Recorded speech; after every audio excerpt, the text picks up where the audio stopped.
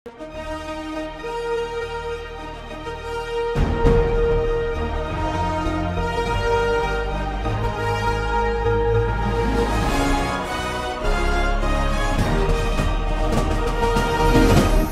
பார்த்து கொண்டிருப்பது உங்கள் ஜாஷ்வா டிவி. சகல ஜனங்களுக்கும் நற்செய்தி.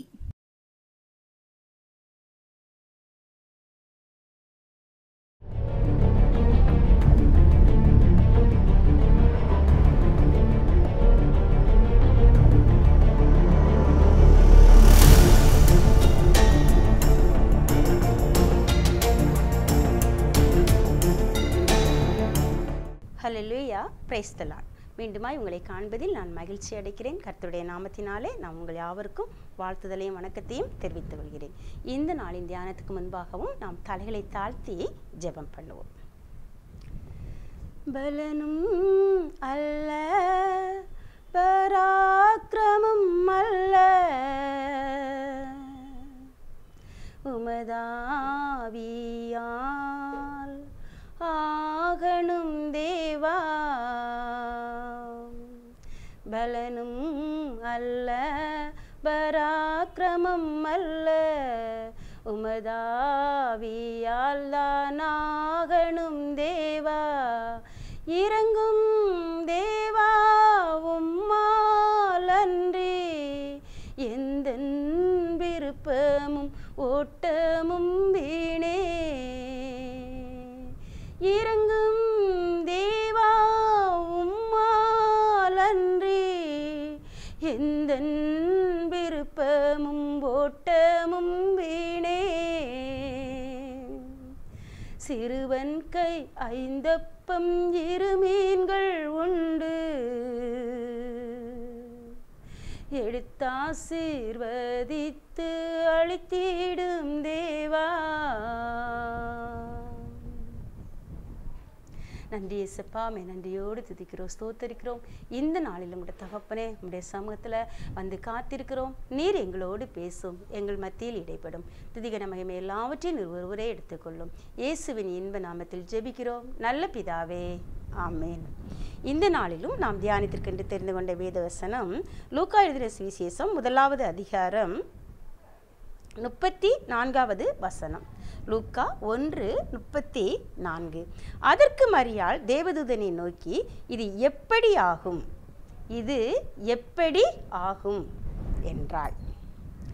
நாமும் கூட இந்த நாட்களில் நிறைய காரியங்களை குறித்து மரியாளை போல கேள்வி கேட்கிறவங்களா, சூழ்நிலையை பார்த்து, நம்முடைய நிலைமையை பார்த்து, நம்முடைய காரண காரியங்களை யோசித்து, நம்முடைய அறிவை கொண்டு ஆண்டவரோடு கூட போராடுகிறவர்களா, இது எப்படி ஆகும். ஒருவேளை ஆண்டு இந்த நாட்களில் புது வாக்குத்தத்தங்களை தந்திருக்கலாம். அந்த வாக்குத்தத்தம் ஒருவேளை ஒரு நாளில் என்னோட வாழ்க்கையில் வந்த வாக்குத்தத்தத்தை இன்றைக்கி கூட நான் அதை வெளியே சொல்ல யோசிக்கிறேன். வித்தியாசமான ஒரு வாக்குத்தத்தம், மேன்மையான ஒரு வாக்குத்தத்தம்.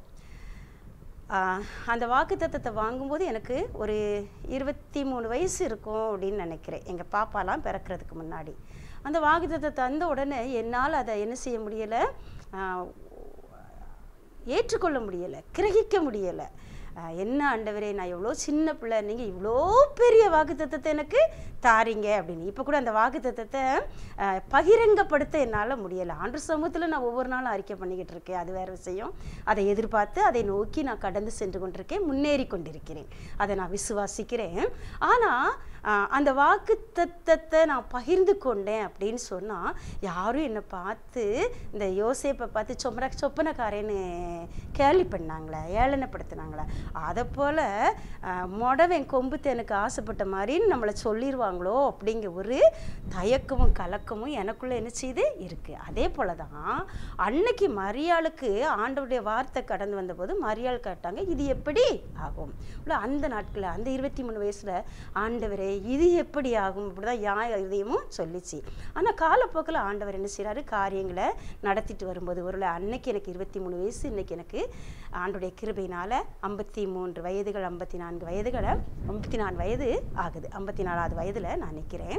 இந்த நாட்களில் ஆண்டவர் என்னை நடத்தி வந்த பாதைகளை நினைக்கும் போது யோசேப்பு ஆண்டவர் எப்படி கிராஜுவலாக நடத்தினாரோ அதே போல் அவர் நடத்தி கொண்டு வராருங்கிறத நான் விசுவாசிக்கிறேன். ஒரு நாள் ஏற்ற காலத்தில் அந்த வார்த்தையை பகிரங்கமாக சாட்சியாக அறிவிக்க கர்த்தர் என்னை நடத்துவார் என்கிறத நான் இந்த நாளில் இந்த நேரத்தில் நான் அறிக்கையிடுகிறேன். பாருங்கள், அதே போல் இந்த மரியாள் என்ன செய்கிறாங்கன்னா, இது எப்படி ஆகும், இது எப்படி ஆகும்னு பாவம் அது சின்ன பிள்ளை உள்ள இந்த நாட்களில் இருக்கிற ஒரு விவரம் கூட ஒரு வாலிப பிள்ளைக்கு இந்த நாட்களில் ஒரு நாங்கள் வாலிப பிள்ளையாக இருக்கும்போது நினச்சி பார்த்துடாத காரியங்கள், எங்கள் அறிவுக்கு எட்டாத காரியங்கள்லாம் இந்த நாட்களில் உள்ள வாலிப பிள்ளைகள் மட்டும் இல்லை, சிறு பிள்ளைகள் கூட தெளிவாக தீர்க்கமாக பேசும்போது அறிஞ்சிருக்கும் போது ஆச்சரியமாக இருக்குது. ஆனால் எங்களுக்கே தெரியாத அந்த ஒரு 20-25 வருஷத்துக்கு முன்னால் உள்ள வளர்ச்சியே இவ்வளோ வித்தியாசமான நிலைமையில் இருந்தால் 2000 வருஷத்துக்கு முன்னால் இந்த வார்த்தையை கேட்கும்போது மரியாளோட இருதயம் எவ்வளோ கலங்கியிருக்கோம், எவ்வளோ திகைச்சிருக்கோம், எப்படி அது நம்ப முடியாமல் திகைச்சிருக்கோங்கிறத என்னால் ஒரு பெண்ணாக உணர முடியுது. பாருங்கள், அந்த சகோதரி இது எப்படி ஆகும்னு சொல்லி கேட்கும்போது அதுக்கு தேவதூதன் ஒரு பதில் சொல்கிறாரு. பாருங்கள், தேவதூதன் அவளுக்கு பிரதியுத்தரமாக, லூக்கா 1:35, தேவதூதன் அவளுக்கு பிரதியுத்தரமாக, பரிசுத்த ஆவி உன்மேல் வரும், உன்னதமானுடைய பலம் உன்மேல் நிழலிடும், ஆதலால் உன்னிடத்தில் பிறக்கும் பரிசுத்தம் உள்ளது தேவனுடைய குமாரன் எண்ணப்படும். பாருங்க, நம்ப முடியாத, ஏற்றுக்கொள்ள முடியாத, அறிவுக்கு எட்டாத காரியத்தை கொண்டு அந்த மகா கிட்ட ஆண்டவர் ஆவிய தேவதூதன் அறிவிக்கும் போது அந்த மகா திகைச்சி இது எப்படி ஆகும்னு கேட்டாங்க. அதுக்கு அவன் சொன்ன பதில் ஆவியினாலே ஆகும். அதே வசனம் தான் இருக்குது. சகரியா 4:6, சகரியாவின் புத்தகம் 4ஆம் அதிகாரம் 6வது வசனம் சொல்லுது, பலத்தினாலும் அல்ல பராக்கிரமத்தினாலும் அல்ல என்னுடைய ஆவியினாலே ஆகும். பாருங்க, எங்க மரியாள் கேட்குறா, நான் புருஷனை அறியேனே. அந்த காரியம் அடைவதற்கு தேவையான சாதகமான எந்த சூழ்நிலையும் நான் அறியேனே, நான் நியமிக்கப்பட்ட கன்னியாக தானே இருக்கேன், இப்போ நீங்கள் எப்படி சொல்லியிருக்கீங்க அப்படின்னு சொல்லி கேட்கும்போது ஆண்டவர் சொல்கிறாரு, இது மனுஷ ஞானத்தினால அல்ல, மனுஷ பலத்தினால அல்ல, ஆவியினாலே ஆகக்கூடிய காரியம் அப்படின்னு சொல்லி அவளுக்கு ஒரு தெளிவை கொடுக்காரு. இந்த நாட்களில் ஒருவேளை நாமும் கூட, ஆண்டரே நான் நம்ப முடியாத, என்னால் ஏற்றுக்கொள்ள முடியாத, மனிதரால் கிரகித்து கொள்ள முடியாத ஒரு காரியத்தை குறித்து என்கிட்ட பேசுகிறீங்களே, இந்த காரியம் எப்படி ஆகும் அப்படின்னு சொல்லி நம்ம நிறைய பேர் என்ன செஞ்சுருக்கலாம், இல்லை என்னுடைய சூழ்நிலையினால், என்னுடைய அந்தஸ்துக்கு, என்னுடைய பலத்துக்கு இது மிஞ்சின காரியமாக இருக்குது, இது எப்படி ஆகும், யார் நினச்சாலும் இதை செய்ய முடியாதே அப்படின்னு சொல்லி எந்த காரியத்தெல்லாம் குறித்து நாம் இன்னைக்கு திகைச்சு நிற்கிறோமோ அந்த காரியத்தை குறித்து ஆண்டோடைய வார்த்தை கடந்து வருது. இது உன்னால் ஆகாதது தான், உன்னை சுற்றி இருக்கிற மனுஷரால் ஆகாதது தான், உன்னுடைய பலத்தினால் ஆகாதது தான், உன்னுடைய ஞானத்தினால் ஆகாதது தான், ஆனால் என்னுடைய கரத்தினால், என்னுடைய ஆவியினால் இது ஆகும் அப்படின்னு சொல்லி ஆண்டவர் சொல்கிறார். அவர் சொல்ல ஆகும் அப்படின்னு சொல்லி வேதவசனம் சொல்லுது. பாருங்க, அதே போல் இந்த நாட்டில் அவர் சொல்லியிருந்தார்னா அந்த காரியம் அவராலே ஆகும். அவர் சொல்லியும் செய்யாதிருப்பாரா, அவர் வசனித்தும் நிறைவேற்றாது இருப்பாரான்னு சொல்லி வேதவசனம் சொல்லுது. ஏன்னா பொய் சொல்ல அவர் ஒரு மனிதன் அல்ல, மனம் மாற அவர் ஒரு மனுபுத்திரனும் அல்ல. தேவனுடைய வார்த்தையை எடுத்து கொண்டு வந்து தான் தேவதூதன் மரியாள் கிட்ட அந்த தேவ வார்த்தையை சொல்கிறான். அதே போல் இந்த நாட்களில் ஒரு வாக்குத்தத்தங்களை பெற்றுக்கொண்ட நாம், ஒருவேளை நாங்கள் இங்கே தனி ஜபத்தில் பெற்றிருக்கலாம், சபையில் பெற்றிருக்கலாம், யார் மூலமோ உங்களுக்கு கடந்து வந்திருக்கலாம், யாரோ உங்களுக்கு நம்பிக்கையை கொடுத்துருக்கலாம், யாரோட வார்த்தையோ உங்களுக்கு வெளிச்சமாக உங்கள் உள்ளத்தில் பிரகாசிச்சுக்கிட்டு இருக்கலாம். அந்த வார்த்தையை உங்கள் இருதயம் இது மாதிரி நடந்தால் நல்லா இருக்குமே நினைக்கி, ஆனால் அது எப்படி நடக்கும்னு ஒரு பக்கம் கொஸ்டின் மார்க்காக நிற்கி. ஆனால் இந்த காரியத்தை குறித்து நம்ம கவலைப்படாமல் ஆண்டோடைய கரத்தில் ஒப்பு கொடுத்துட்டு நம்ம இப்போ ஆண்டவரை பார்த்து கேட்க போகிறோம். ஆண்டவரே, நீங்கள் எனக்கு நன்மை செய்ய போகிறதற்காக உங்களுக்கு நன்றின்னு சொல்லி நம்ம ஆண்டோடைய சமூகத்தில் கேட்டு இது எப்படி ஆகுங்கிறத விசுவாசிக்கக்கூடிய இருதயத்தை எனக்கு நீங்கள் தாங்க. உங்கள் பரிசுத்த ஆவியினாலே ஆகுங்கிறத நான் ஒவ்வொரு நாளும் அறிக்கையிட எனக்கு கிருபை தாங்கன்னு சொல்லி கேட்போம். அது மட்டும் இல்லை, பாருங்கள், நம்ம இப்படிப்பட்ட காரியத்தை நிறைய விதத்தில் நம்ம பார்க்கலாம். மோசே இஸ்ரவேல் ஜனங்களை வனாந்தரத்தில் நடத்தி கொண்டு வரும்போது அந்த ஜனங்கள் என்ன செய்வாங்க, தங்களுக்கு இறைச்சி இல்லைன்னு சொல்லி முறுமுறுப்பாங்க. தினம் நாங்கள் இந்த சாப்பாடையவே சாப்பிடவா, இந்த மன்னாவையே நாங்கள் எத்தனை நேரம் சாப்பிட, எங்களுக்கு வேறு எந்த சாப்பாடும் கிடைக்கல அப்படின்னு சொல்லி அவங்க முறுமுறுக்கும் போது ஆண்டவர் சொல்வார், நான் அவங்களுக்கு இறைச்சி கொடுக்குறேன் அப்படின்னு சொல்லுவார்.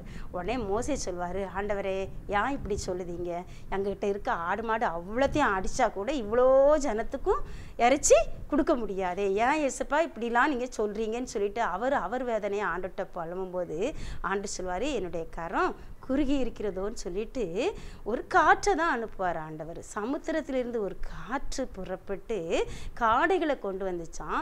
அந்த காடை 3 நாள் பிரயாண தூரத்துக்கு நிறைஞ்சு கிடந்துச்சான். பாளையத்தை சுற்றிலும் 3 நாள் பிரயாணம். அப்போ நம்ம ஒரு மனுஷன் நடந்து போனால் 3 நாள் நடக்க தூரத்து வரைக்கும் காடை என்ன செஞ்சிச்சு இருந்துச்சு. அவங்களுக்கு வேணுங்கிறதெல்லாம் குமிச்சு வச்சு தின்னு தெவிட்டி போக மட்டும் ஆண்டவர் என்ன செஞ்சார், காடையை கொடுத்தார். ஸோ ஆவியினால் ஒரு காரியம் நடக்கும்னா இப்போ மோசையால் அதை விசுவாசிக்க முடியல. இது எப்படி ஆண்டவரே ஆகும்னு தான் கேட்டார். ஆனால் ஆண்டவர் சொன்ன, என்னுடைய கரம் குறுகி போகலை, நீ விசுவாசின்னு சொல்லிட்டு அவரே ஆவியை அனுப்பினார். அந்த ஆவியானவர் காற்றா வந்து காடைகளால் நிரப்பின அதே அற்புத கரம். அதே மாதிரி பாருங்கள், அதே ஆவியானவர் கீழ்காற்றா மேல்காற்றா வரும்போது அந்த சிவந்த சமுத்திரத்தின் தண்ணீர் என்ன செஞ்சது, ஒரு காற்றில் பிரிந்து இஸ்ரவேலரை நடத்தி கொண்டு போச்சு அக்கறைக்கு. இன்னொரு காற்றில் சேர்ந்து சத்துருக்களை அமிழ்த்து போட்டது அந்த ஆவியானவருங்கிற காற்று. அப்படிப்பட்ட வல்லமை உள்ள காற்று. செங்கடலை பிரிக்கையும் அதால் முடியும், சத்துருக்களை அதே தண்ணீரால் அமிழ்த்து போடவும் முடியும், தன்னுடைய ஜனங்களை நடத்தி கரை சேர்க்கவும் முடியும். அப்படிப்பட்ட கரம் இது எப்படி ஆகும், இந்த செங்கடலை எப்படி கடக்க எப்படி ஆகும்? ஒருவேளை மோசேயும் ஜனங்களும் திகைச்சு நின்னாங்க. ஆனால் ஆவியானவர் பெரிய காரியங்களை செய்தார். யோர்தானை கடக்க போகும்போது அந்த 5 லட்சம் ஜனங்களும் கடந்து போகிற வரைக்கும் யோர்தானை பிரிந்து நிற்கவும் பண்ணினார் ஆண்டவர்.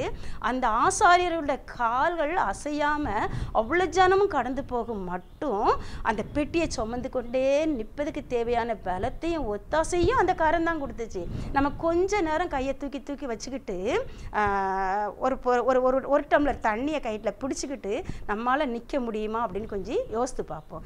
எவ்வளோ நேரம் நம்மளால் அதை வச்சுருக்க முடியும்? ஒருவேளை செய்து காட்டுறது ஈஸி, ஆனால் அதை சுமந்துக்கிட்டு அத்தனை லட்ச ஜனங்களும் ஆடுகளும் மாடுகளும் குழந்தைகளும் பொருட்களும் கடந்து போகிற வரைக்கும் அவங்க எப்போ தண்ணி செங்கடலில் சேர்ந்த மாதிரி சேருமோன்னு கூட தெரியாத பயத்தின் சூழ்நிலையிலையும் பதட்டமான சூழ்நிலை அந்த பெட்டியை பிடிச்சிக்கிட்டே நிற்கிறதுக்கு ஆண்டுடைய கரம் ஆவியானவர் தேவையான வல்லமே கொடுத்தாரு.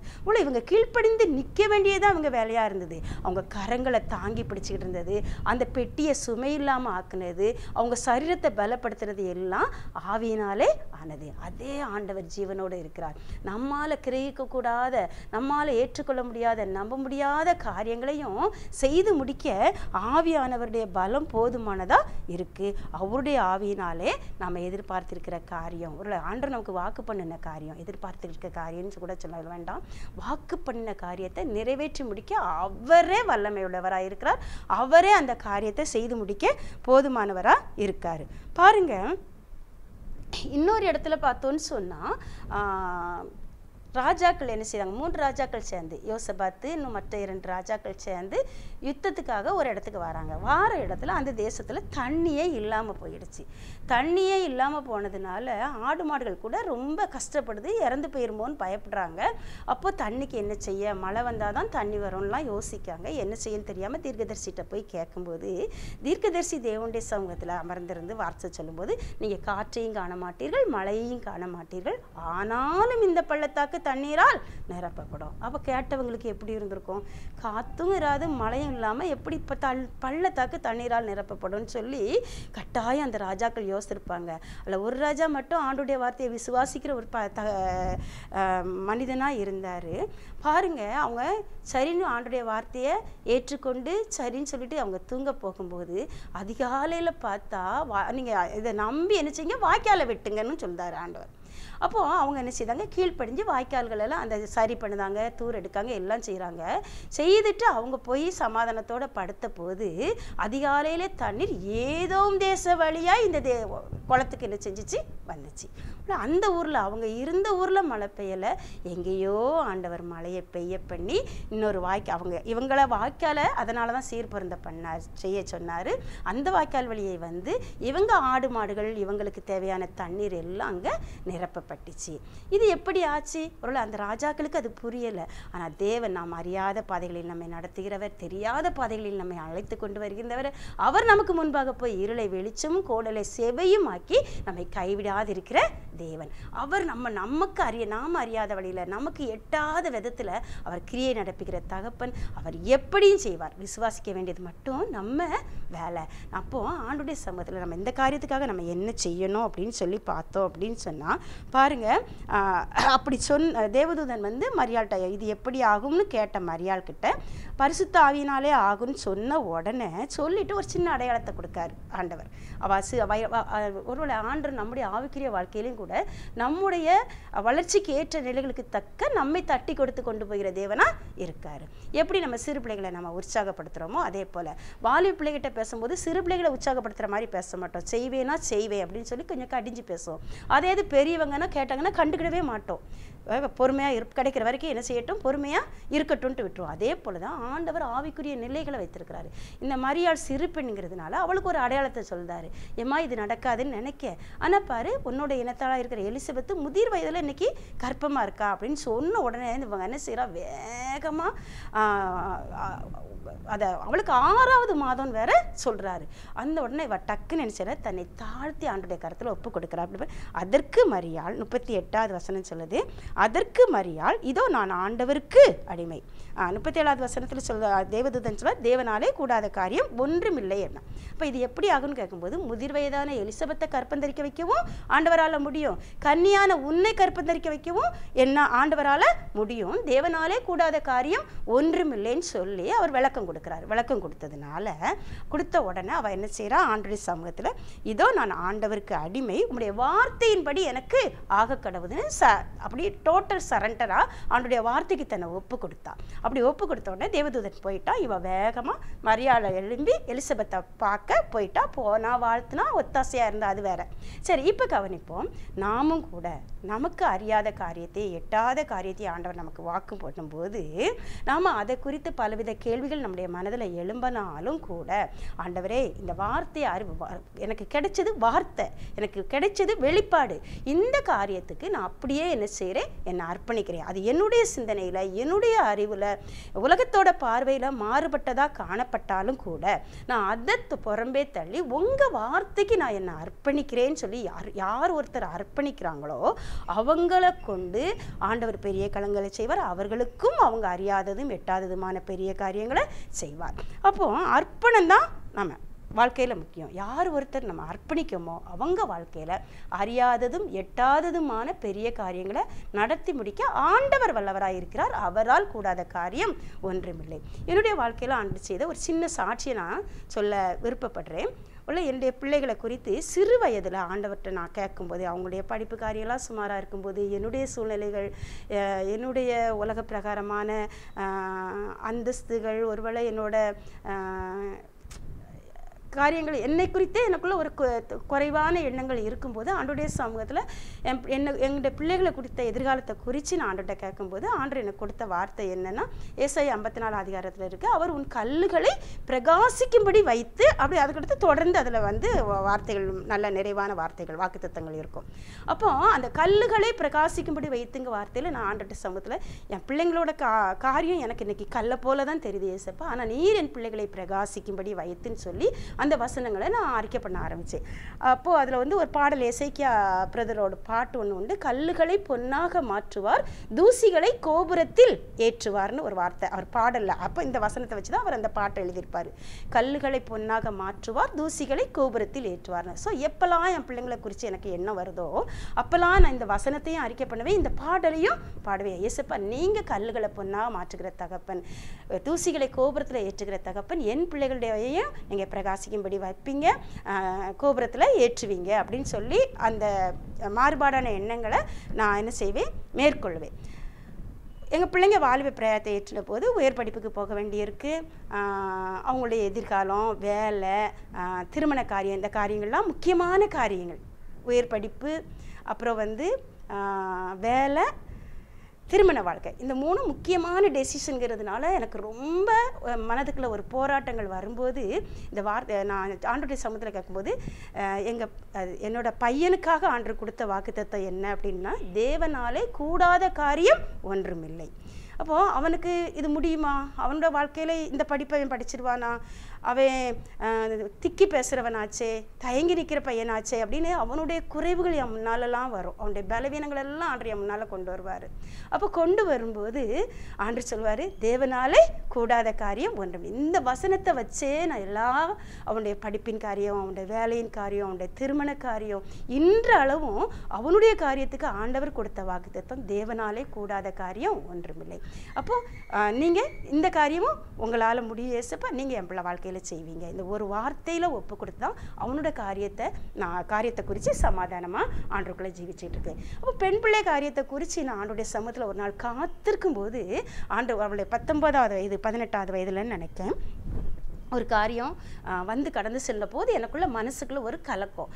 அப்போது நான் எதிர்பார்ப்போடு ஆண்டோடைய சமூகத்தில் ஆண்டோடைய வெளிப்பாடு எனக்கு கிடைச்சது, தேவனாலே எல்லாம் கூடும்.